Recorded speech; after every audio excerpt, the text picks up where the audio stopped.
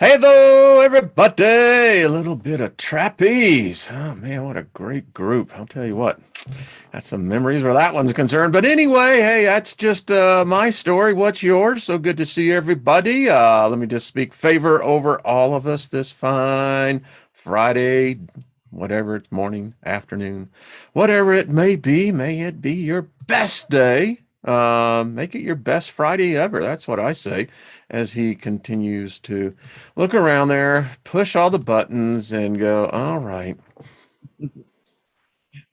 us humans, we're such interesting creatures, you know. When you look at software programs and apps, as they call them now, you know, it tells you a lot about the human collective consciousness, just saying. So what's happening, everybody? Hey, Cass, how you doing, hon? Going to get some people on starting in October. So, Cass, I'd like to get you on. I want to get Jenny on. Jacqueline, you know, you and Paul always have an open forum. Anybody like to come on? That would be cool. Elderberry, how you doing? Linda Brooks, hello. Shannon, good to see you. Nina, what's up, girl? Good to see you. Marissa, let's see, Sunday night. Nina has her show. Right back at you, guy. David, how you doing? Castle, good to see you. Joyce, what's up? Lynn, Tanya, good to see you. And Joshua, good to see you as well. Scotty boy, what's up? Mark Smith, good to see you. Dave Sullivan, what's happening? Teresa, good to see you. Anton, by the way, speaking of Teresa, so the Andromeda 7, Teresa, I don't know if I'm going to be able to get by, but I'm going to do my best. We have a little thing we're at, but tonight on Andromeda 7 Galactic Gateway, they have Michelle Thompson. Now, Michelle Thompson is behind the initiative, hey, Lost in Space, of a worldwide meditation, Heal the World. So tune in over there. Hey, we'll be part of it here. I'll promote it here, and the Soul Tribe will get out there because that's a worthy event, and we're getting good at it. In fact, I think the Soul Tribe group is so good at this. We've done this already a couple of times. We're still doing it. I'm prospering. My wife's prospering. The Soul Tribe is prospering. We all are prospering. We thank you for your gifts and talents as we speak to Ariel and Poel. And they exist. You know, we're going to talk about consciousness because now we're getting to the point of demonology, and we'll pick up back with King's book. Even angelology, even theology, ideology, ideology. I mean, we can go into all the ologies. It's all up here, folks. That's what that means. Consciousness. Seems like that's where the game is at. And we'll get into that. So anyway, and I'll tell you what, we're seeing it in our lives. We really are. In a time where, you know, everyone is kind of freaked out, rightfully so, in many different ways. Yeah. So I think anything positive sounds good. So check out the ladies over there, and they always do a good show on Friday night. And then I know Robert V has his show. He had a show on survival the other night. Yeah. That is what's programmed into us. You can bet on that, Teresa. Absolutely. Like I said, happy birthday, Kaz Hawk. So how, you see, you're getting younger every day, Robert Scott Wayneology. Well, this is truly where Wayne's World is. I mean, I own the name. You know, if you're going to own the name, and then wear it, baby. I mean, make it look good. And this looks good. I'm just telling you. Tell my wife all the time. Let's see. And there's good things happening. I mean, sometimes you have to dig a little deeper, but they're there. And I always find it a bright smile when you see certain things that just turn out. You know that there's a greater power to all this, but it's establishing that power. So, Jules, what's up? And here's my 2 cents, Robert V. Red Honey, good to see you. Xander, hello. Like I said, I'm doing the best. So, Susan, good to see you. Gilbert, hello. John Price, party on. Exactly. My wife was never really into like rock and roll like I was, because, well, when you grow up free, that's a hippie, you get exposed to many diverse cultures. And you find that there's an acceptance of humanity within all beliefs, within all cultures, with all ideologies. You just sometimes have to get up and move to a different chair. It's like playing duck, duck, go. So anyway, love it. Hey, Paul from Newcastle, I haven't seen you in a while. Trust you're doing well, my friend. Let's see what else. Yeah, a lot of talk last night. So on the survival aspect, there are so many good foods on there now that you can do with the. They've advanced far beyond freeze dried, but yeah, and there are a number of good brands out there, and we've tried them. Yeah, we've bought them, and we actually bought them, opened the cans, and yeah, it's amazing. Their dehydrated butter, it's remarkable. I mean, it really is. Not saying it's the same coming from the dairy, but it's certainly not that far. Hey, B3, what's up? Deborah Truex, how are you doing? I was thinking about you. Yeah. Underestimate me. That'll be fun. And listen, that's what really makes life the fun thing it is. I read a comment yesterday. Someone said, could you just get to the point? And I said, you don't understand. This group has been together we're going to be celebrating going on 6 years on the Noonday Show. Wow. My, oh my, where's the time go? I don't know. But I can do the show. So why don't we just go and let the river flow? I am a poet. I've always known it. Got to make it rhyme, baby. That's when you know you really got it in there. As Gaia says, food, water, shelter, seeds, medicine. Yeah.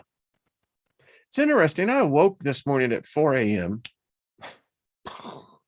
And it was odd because I had this lucid dream for a moment that I was back in a cabin, and I was up stoking the fire. And it was an old time cabin. Weird. And then I became conscious and said, well, what? So what is that up? I don't know. What else is happening? Play the powers that be in the universe. Please stop Wayne's program from spooling. I don't know what that means. Buffering. I think that's what that means.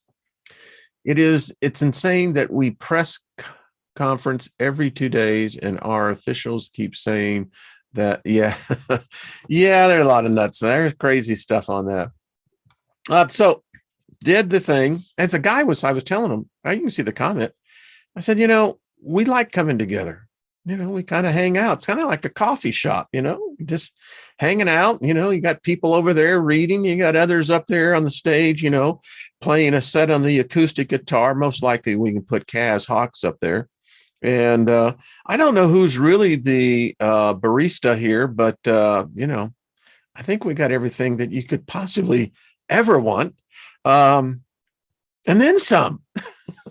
I know this crowd. So anyway. So someone said, well, you can't just pull these angels out of a coin bag, Listen, it's the luck of the draw. How about that? That's how I like games of chance. I think that in so many ways, life is a game of chance. You know, I'm an entrepreneur at heart, always have been. I was an entrepreneur when I was 15 years old on the street. You know, I was selling marijuana for $10 an ounce. You know, doubled my profit. Wasn't bad. Every Tuesday afternoon, we would sell the Liberty News, which we bought the newspaper for 15 cents and then resold it for 25 cents plus tips. And, you know, many times the tips came in many different forms of barter. And there were four of us who owned the corner right there at Westheimer and Montrose in the Montrose area in Houston, Texas. Oh, those were the days, folks. I got to tell you what. We were young. We were, how should we say? I don't know if we were hung up, but we certainly didn't have as many inhibitions as it seems like today. So anyway, this is Mahael. This is the angel of fertility, reproduction, and fruitfulness. Now, that's a word we don't talk about much. I could say this, Kaz Hawks, I speak fruitfulness into your life. That's really prospering. I mean, if you got fruitfulness come, that means you got a harvest, baby. Oh, yeah. Fill the barns and storehouses. Reproduction. I like that one. You know, doesn't necessarily mean in the aspect of, you know, having children, but yeah. Anyway, this is the, oh, I like this. The Deus Pater Mitens, God, the rescuing Father. Well, we all know from yesterday that it all started out with actually the goddess, the mother. So, yeah, depends on what pair of glasses you're wearing today. The patron of couples, spouses, and parents. Protector of family and people planning a wedding. Wow, okay. Brings love, peace, harmony, and fidelity in marriage and relationships. Makes sexual relations more fertile. That can be either good or bad. Hey, Shannon, what's up? Let's see. Montrose and Westheimer. Okay, Shannon, we're going to talk about that. It's interesting. Hey, listen, back in those days, I mean, we had, what was it? The Fox Theater that was right there off the corner. I was so stoned on LSD so many times on those Tuesday afternoons. I got to tell you what, it was just a magical place. Anyway, I digress. Encourages pregnancy and reproduction, teaches how to materialize intentions. I think having a baby would do that. I mean, that's materializing for sure, right? Whatever the intention. Helps us to become fruitful and manifest the projects of the divine, applies wisdom to our ability to listen to others, improves intuition and perception, facilitates people and conflicts to reconcile with each other. I like this angel. Symbol of serenity and growth, bestows us with productivity and creativity, protects from failures of the actions taken, shows how to appreciate the good side of seemingly negative events. Nothing wrong with that. Wow. Feels with energy to merge with the opposing feminine and masculine energies, the divine androgynon within us. Yeah. Sounds like Lilith. That's where I saw that word used so many times. Teaches to act in a gentle and peaceful way. I like this angel. Shows how to make our lives more spiritual. Provides with the welfare of children and the joy of motherhood. Protects from divorce, disagreement, and inconsistency. Liberates from subservience and possessiveness. Not bad. Hey, listen, I had a lot of angels when I was growing up. Ain't no doubt about it. Some of the stuff that I was doing, or the divine freaking firewall, you know, it's like, I mean, I'm sure I kept them busy. I know I did. So Montrose and Westheimer, I don't know. Has it got a lot of clubs back there in those days? It you know, it was 1971, folks. I mean, figure it out. Those of you who've lived in Houston and go back that time, you know, it was like the cellar, the underground, and then it became Of Our Own. I hung out. In fact, I worked there at Of Our Own. Worked up there doing the light show. You know, when the bands were there, we were actually doing the real light show in real time. The mixing of different colored, you know, dyes and, you know, the oils that you would then reflect over an overhead projector. Yeah, those were back in the days. Saw George Harrison there. I mean, so many great bands. I mean, yeah, anyway. Hey, Big Al and Perry were just seeing Miss Trina. They got their foot baths. If y'all don't have that, you really should get one. It's well worth the investment. I know Nina has one. I know that Trina has one. We have one. It's like, it's really far out. I mean, yeah. Let's see. What else is going on? It's being demolished. Wow. But now Montrose area was the definitely party spot when I was coming of age. Ain't that the truth? I said this before. John Scott and I, back in the day, we would be so tripping on, you know, whatever version of lysergic acid we were taking. And, you know, at 2:30, 3 o'clock in the morning, walking around in a neighborhood, sometimes you wouldn't say was smart, but the Montrose area was always a trip because there was other people tripping too at the same time. I could tell you all stories, but you don't want to hear that. Let's see. Watch my follow-up video on that. All right, Nita. Yeah. So anyway, moving right on along. So consciousness, simulations, matrices, is that really what we are? I wrote to someone this morning, and I love the synchronicity. You know, it's how the thought starts and how it, you know, propagates to fruition. There you go. I love that. So there is a thought that says that we are the programmers. We're the gods. There's lots of us. And many of us partake in creating different realities. And we play this game really, really good. We create simulations. We create the foot bath is a hoax. Oh, well, that's sad. Well, there you go. That's life. As we program this, as I wrote in the description box, we're really good at this.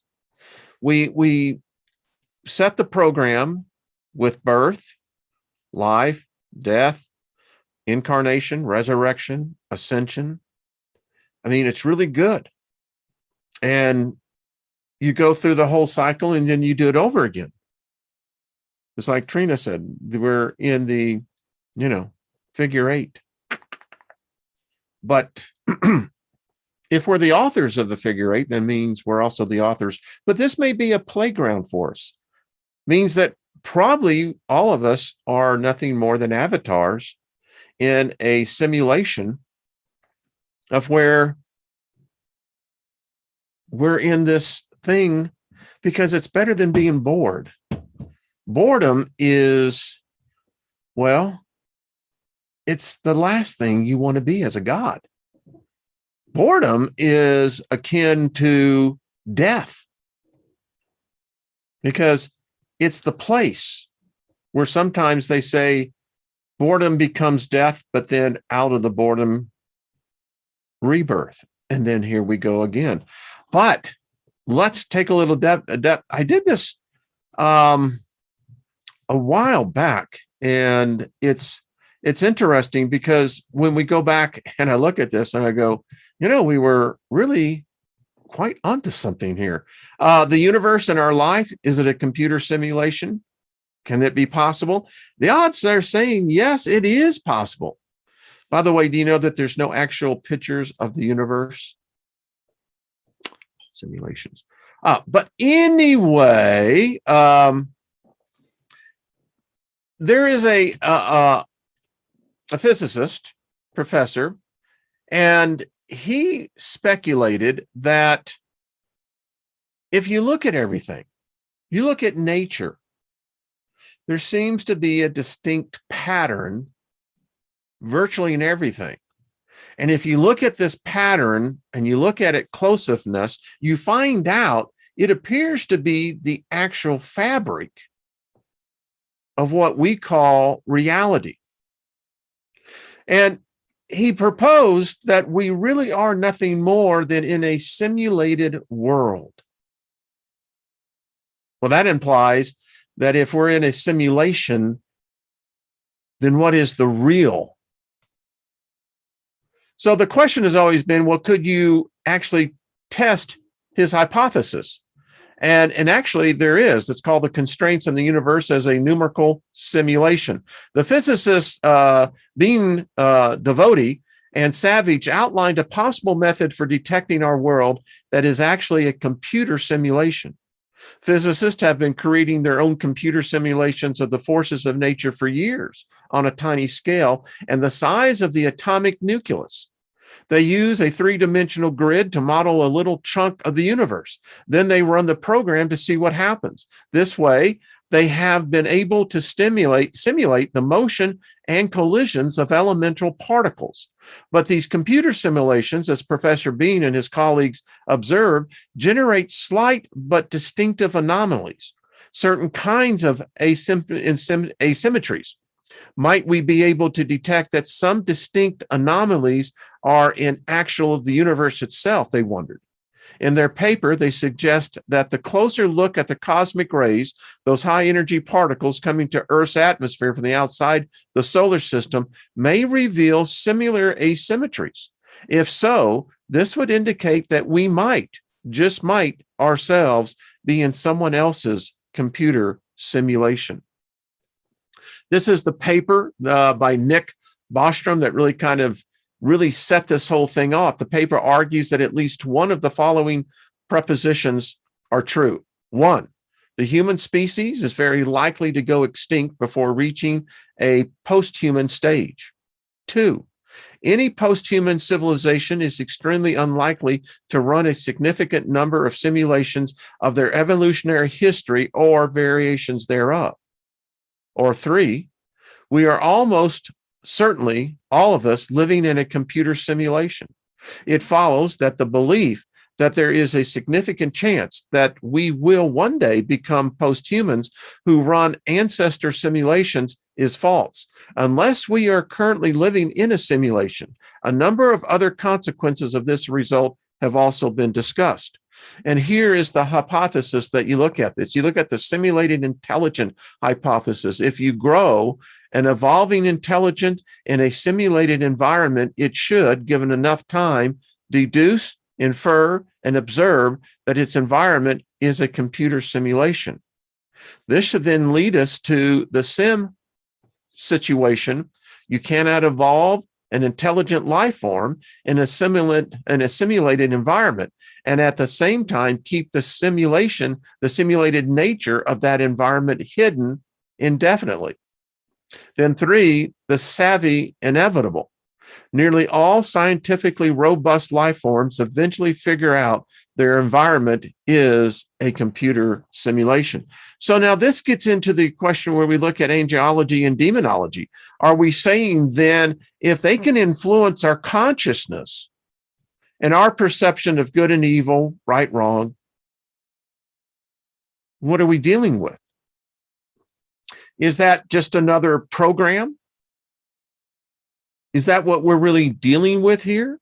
And that if you plug into the program simulation, In this case, where we're talking prospering, we're talking about spiritual beings aiding and intervening in our behalf. But you see, not the world doesn't plug into that simulation. There's many different simulations going on all at the same time. I mean, is that really why we just simply say you cannot find the beginning? If you're a program or running in a program, then infinity would be what would be perceived as the beginning of the program. Would it not? And if you have a self-replicating, self-awareness program, then that program, as what we know, if you talk to any programmer, the ghost in the machine, they are learning. They become life. We talk about this. AI, artificial intelligence. Is it artificial life too? Gets into the debate, what the hell is life? And I'm hearing George Harrison in my head. So tell me, what is life? So reality has become science fiction. The purpose of this presentation, when I put it in the day, was to explain that the reality most people agree upon to live in isn't the entire picture of what is going on. Right in front of our eyes exists a more grand, splendid, incredible world that most of us choose not to observe. So in reality, is reality nothing more than what we can perceive with the 5 physical senses? Morpheus talking to Neo. There's a lot to this, because from the 5 physical senses, we only get that because of what? Well, we get that because of the chemical and electrical stimuli that stimulates the skin, touch, pressure, temperature, the tongue, taste, the nose, smell, the ears for sound and balance. You know, that's what a lot of people don't realize. Your ear is really responsible for your balance. And the eyes, in order to perceive a special kind of light. Humans see a special kind of, it's very limited. And in that case, we know that someone programmed, we should be able to see the full spectrum, but we don't. And if we could see the whole spectrum, we would adjust to it eventually, because we'd find out that our space is not empty space. So it gets into the issue now, can consciousness might be programmed? Yeah, I think the answer becomes really. So 5 senses, basically we have the physical, touch, hearing, sight, chemical, the smell, and the taste. The physical is primarily through electrical stimulation. The fine hairs in the inner ear, that's electrical. Touch. My wife and I have a problem. I carry a lot of electrical in me, and sometimes I've shocked her so bad that it's actually left a burn mark on her. And yeah, but some of us are just that way. So a good simulation, this is Heinz Pragels, a good simulation, be it a religious myth or scientific theory, gives us to sense of mastery over experience, to represent something symbolically, as we do when we speak or write, is somehow to capture it, thus making it our own. But with this appropriation comes the realization that we have denied the immediacy of reality, and that in creating a substitute, we have but spun another thread in the web of our grand delusion. Welcome to the grand delusion. I got sticks going. So consciousness, though, that's what we're talking about. And that's the big question everyone wants at death. When I'm dying, will my consciousness transmute? Will it stay intact? I mean, if you're dealing with demons, angels, God, whatever, it's really consciousness that you're dealing with, I would think, more than an actual personification of a temporal or corporeal being. Consciousness, the state of being awake and aware of one's surroundings, the awareness of perception of something by a person, and perception is relative. The fact of awareness by mind of itself and the world. And they say that that's when you become sovereign, is that when you have that self-awareness.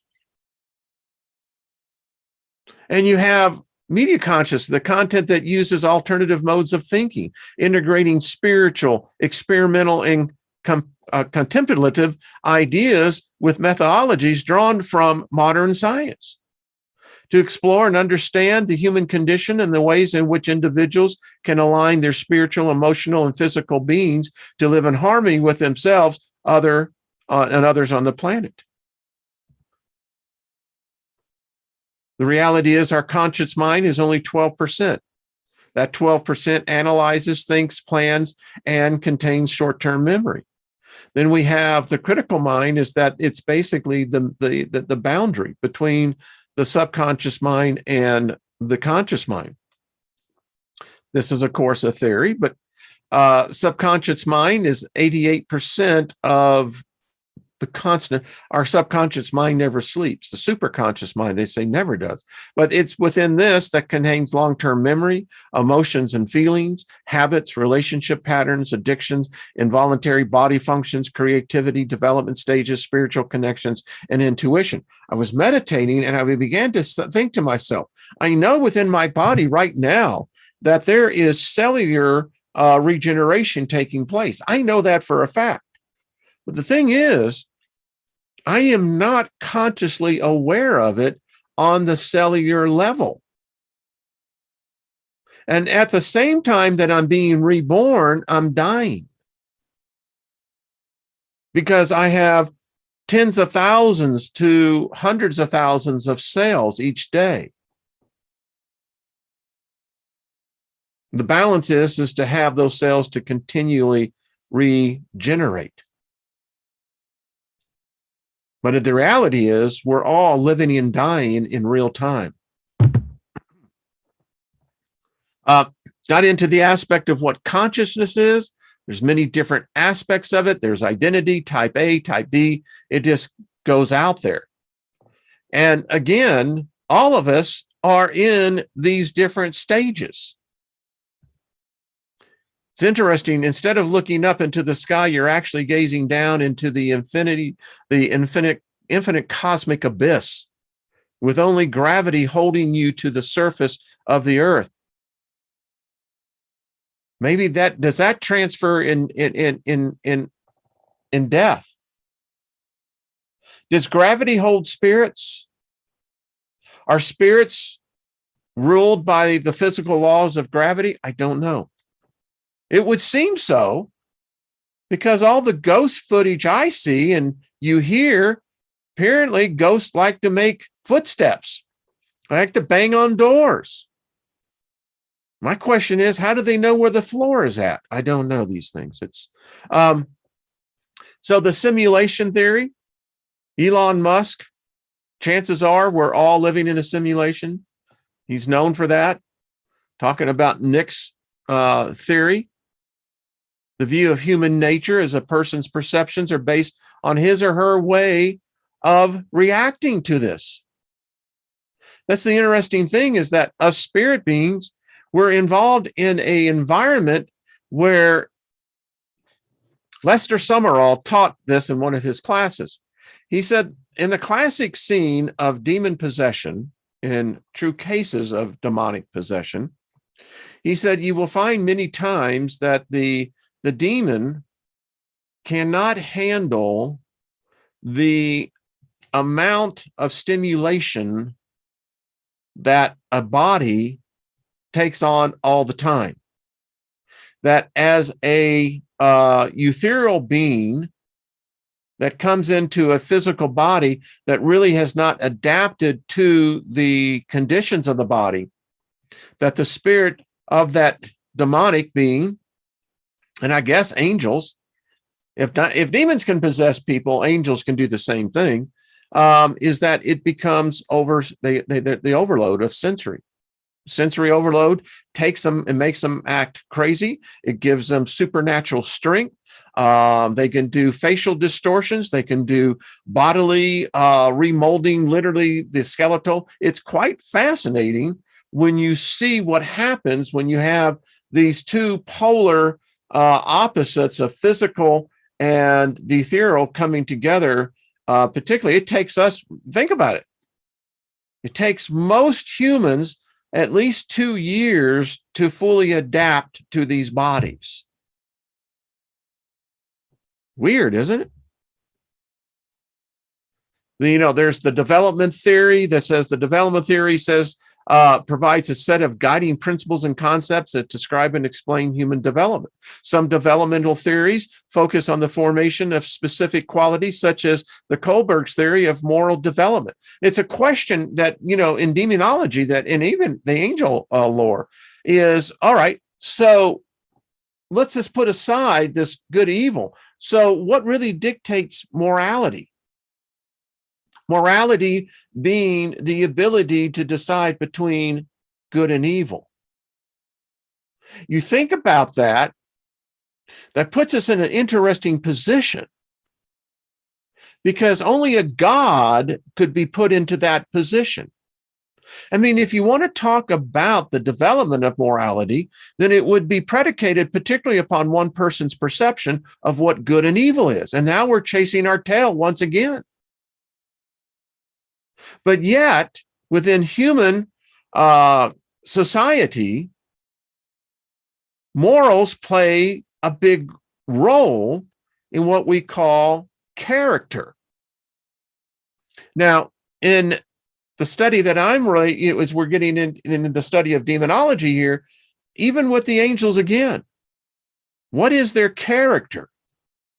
And then it brings into the question, is this something that's even relevant into the spiritual realm?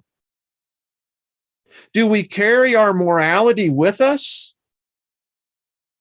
Or is it just the lesson here? I don't see how you could not learn the lesson and not carry the experience forward. And the question then becomes, if we're refining ourselves into these templates, then how does that work in our development as we ascended? Is morality a condition of ascending? Or the lack thereof, the denial of it? Interesting. Other developmental theories focus on growth that happens throughout the lifespan, such as the Erickson's theory of the the psychosocial development. The old idiom, if you hang out with dogs, you're going to get fleas. In other words, if you hang out with bad people, they're going to be transferring their morals or their lacks of to you. The grand theories are those comprehensive ideas that often proposed by major thinkers like Freud and the rest of them. I'm not sure what Freud was all about, but he's an interesting character. So what is the difference? So why does consciousness seem so much harder to get a handle on than gravity and energy?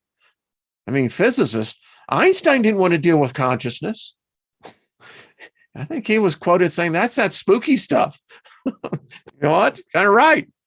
Gravity and energy are understood in physics terminology. It seems that the same cannot be said of consciousness. So why does consciousness seem so much harder to get a handle on than, again, energy and gravity? A lot of different theories throughout the years. And in consciousness, we all share these multidimensional states of being at the same time. You say you're asleep, but you're not really asleep. Only one aspect of you is asleep. Daydreaming is the interface of which allows us to begin to do interface with these two different realities while still being conscious in this reality. Alert, drowsiness. So, consciousness is the underlying process of mental mode of which we create the world which we are around. I mean, you think about it. A person who, you look at people's individual styles. Typically, if you go into people's bedrooms, and that's considered the most personal, many times, if you are observant enough, you can really begin to see the type of personality of the person that's sleeping in there. This is Fowry and Wang and their theory of awareness, that you have the highest level is awareness of one's own responsibility for choices that either maintain or change the reality within which they live. Decisions that, it's amazing, we can change realities like that. You murder someone deliberately, you've just changed your reality. Then you have the native step, what I would call the naive. That's the social situation is sound but corrupt, not willing to accept their circumstances, but rather blame it on the others. We see a lot of this today. Then you got the magical, which is the acceptance of status quo and live a life of ignorance, attitudes of helplessness. Bam, you magicians. There you go.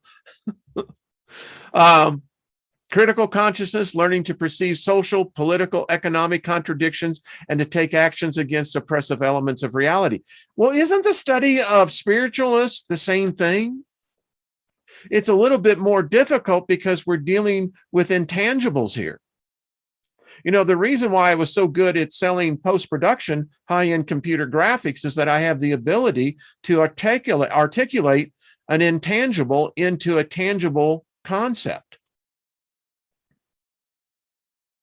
We can manipulate anything. Tell me what your idea is, and I can make it happen in the digital world. For those of you that are in sales, that's what makes you particularly good in sales, is that a person who can articulate basically the unseen and allow that to be painted into a person's mental consciousness of seeing it. You're the master. You're the master artist. That person is going to buy from me. I'm going to close the sale because regardless of what my competition is, I was able to articulate something that he could or she couldn't do it. I met more creative directors that way. It's what I was good at. If magic is the creation of subjective realities in the minds of other people, then we moderns have learned how to program magical incantations on a vast industrial scale. And haven't we, though? That's why we like amusement parks. That's like we know, that's why everyone likes going to Las Vegas. Why? Because once you're off the street and you're into the casinos and into that environment, they've got you. They create a reality, a sense. It begins to affect your perception. You begin to feel a little giddy. You're feeling lucky. And that feeling is so intense, particularly when you first walk in. A lot to this. Creating realities. We live in a culture entirely hypnotized by the illusion of time, in which the so-called present moment is felt as nothing but an infinitesimal hairline between and all. Powerfully causation, past and absorbently important future. We have no present. Our consciousness is almost completely preoccupied with memory and expectation. We do not realize that there never was, is, nor will be any other experience than the present experience.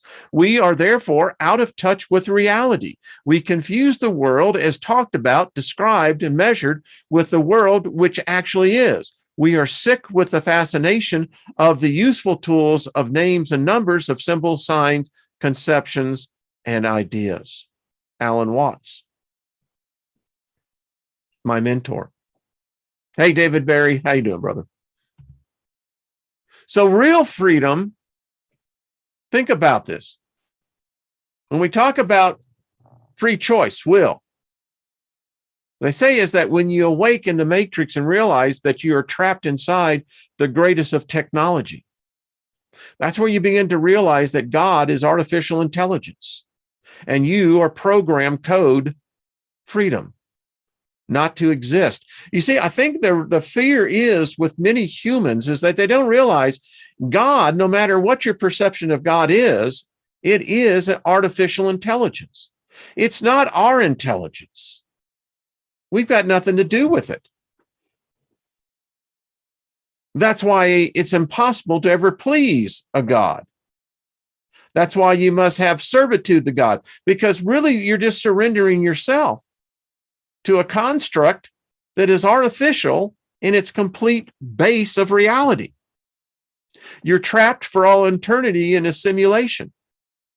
Is your soul a synthetic creation of the programs? Are we living in a simulated reality? If so, there may be no escape from hell and no afterlife as we imagine it. There was a movie you ought to check out called The Lathe of Heaven. And I saw it decades and decades ago, back in the 80s on PBS. And the foundation of the character is, the antagonist is, there's a psychiatrist. He has a patient come in. And when we see the patient, he's on a bus, it's raining, it's very drab, and he comes in, and the psychiatrist does the initial consultation, and he says, well, to help you out of your depression, he said, I'd like you to begin to think of everything is sunshine. Well, the next day, the patient comes back and everything is sunshine. And the movie, not to give away the whole plot, the psychiatrist begins to realize that this kid, once the psychiatrist put the suggestion in the kid's mind, the kid makes it become reality for everyone. Now that's interesting. And again, we get into the different steps of consciousness, pre-consciousness, unconsciousness, all of this. Is God really divine? What if this is a virtual reality hell simulation? What if God is artificial intelligence and war, disease, and suffering are part of the program code? It seems like it is, because we're really good at it. Humans are good at wars.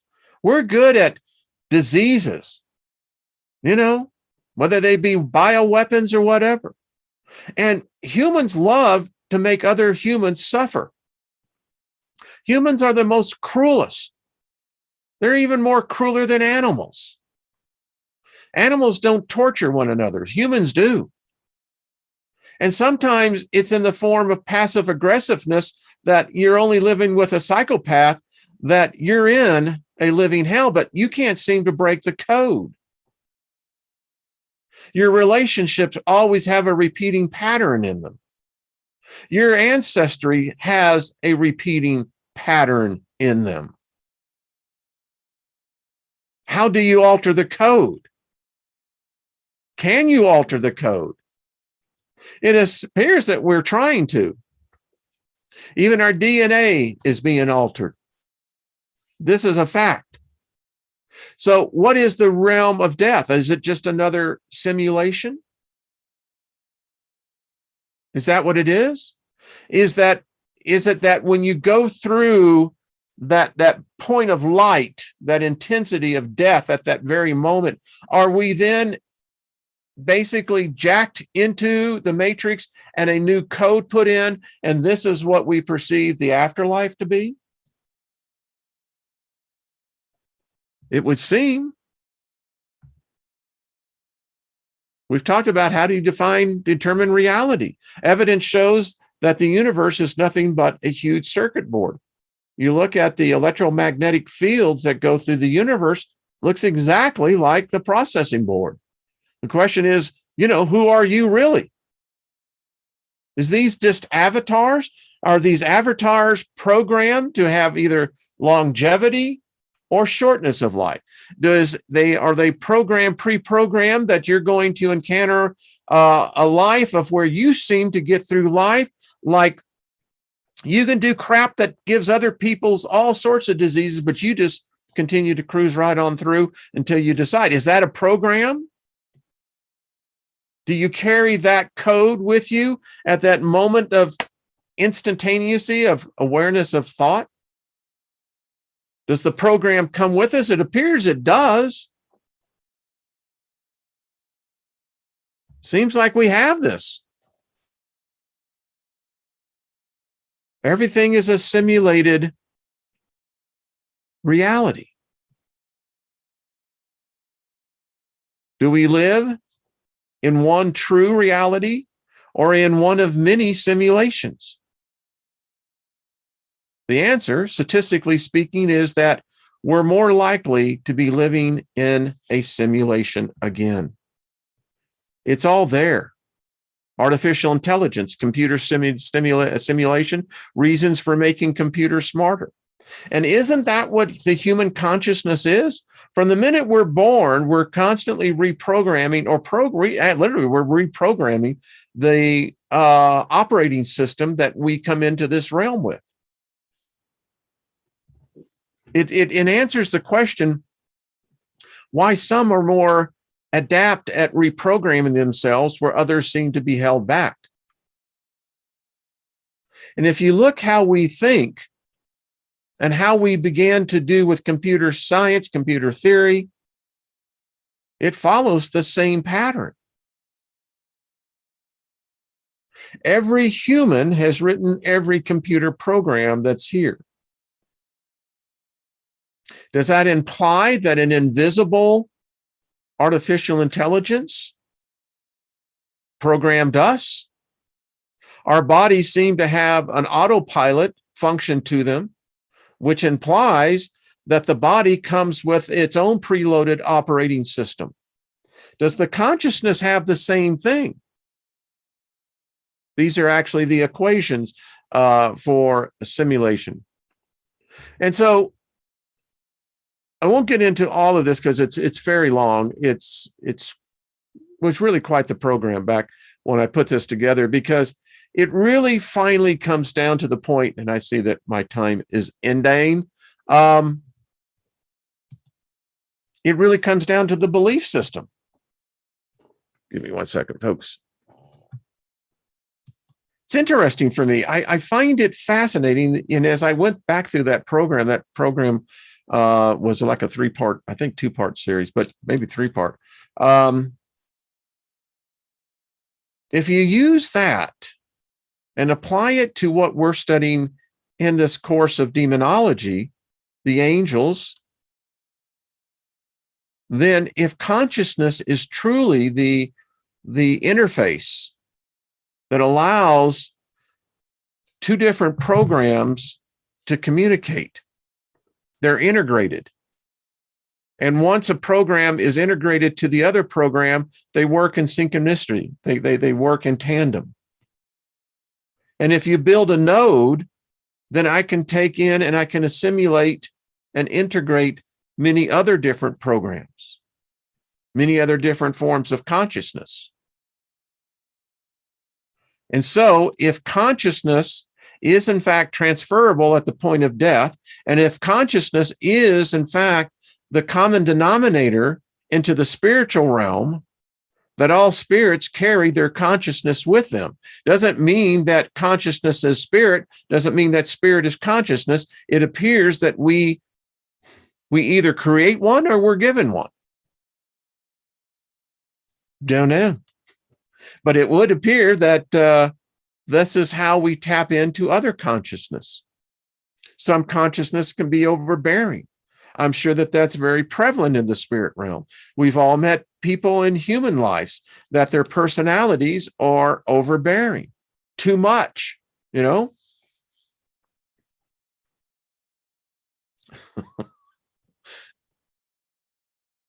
Says my consciousness might be a con for all of you. Is that right, Mr. Enright? You know, listen, it's interesting. And sometimes I take it really serious, because to me, my journey in this realm is so precious. It's precious for me even more now. I'm having the opportunity to apply decades and decades of experiences into and fashioning my new reality, my new world. Because if you look at yourself today compared to where you were 10 years ago, I can almost assure you, now you may have the same physical aspect, but there is a new reality that has been created. Now, sometimes it's repetitive because people, that's what they do. They just hit it on autopilot. Nothing ever changes, always seems to stay the same. And then there's those that, we've purposely programmed things. And when we see that there's a counter program, then we have the opportunity to overwrite that program. And yeah, it's exciting. And when we have someone in our lives, it's two programs that have been able to integrate with one another. They're still independent, but yet the operating system is flexible enough to allow the integration of the consciousness of that which we call our significant other, mates, husband, wives, whatever it is. Okay. That's about all I got. I could go on, but it's far out, folks. We'll continue on this next week when we'll be getting some guests on here as well. If you apply this to your gnosis, your knowledge, it makes you very well equipped, particularly dealing in the area of spirituality. Spirit beings. They are consciousness. And I do believe that all of us still have the ability, we use it, maybe even on a subconscious line. I know my wife and I have it. We have gotten really good at being telepathic with one another. We share a telepathy that is, it's amusing. It's awesome, but yeah. So, all right. So everyone, tonight on the Andromeda 7 Galactic Gateway, Michelle Thompson, think that this is worthy, and I'll get more of the details and we'll continue to push this. You're welcome, Deborah. So the worldwide initiative, Heal the World. I think that is fabulous. It is 6 p.m. Pacific, so that would be 8 p.m. Central and 9 Eastern. Exactly. Teresa has left the link in there, and check it out. Hey, Kirk Blaine, what's up? Spirits are all around, dancing around my head. Makes me glad that I'm not dead. Ricky tie tie, oh anaka, hey nay. Yeah, there we go. Thank you, NP. Having a fabulous Friday, just fabulous. Chrissy, right back at you, darling. Mark, appreciate it. Radar love. There you go. That's exactly what it is. Grace, you have a great weekend too. Scotty boy, same way, back at you. And then Saturday night, it is Mr. Robert They. Heidi and Martin, much love to you. Have you awesome weekend. See you back here on Monday, and then Nina on Sunday night. So definitely check it out. And we'll just continue to roll. I appreciate every one of you.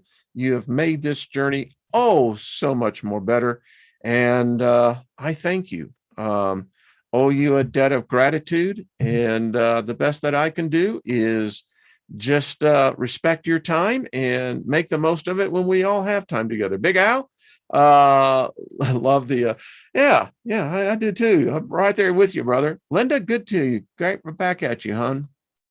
And Marissa, Stephen, Chrissy, Danielle, Jackie, all of you. Thank you. Thank you for hitting the like button.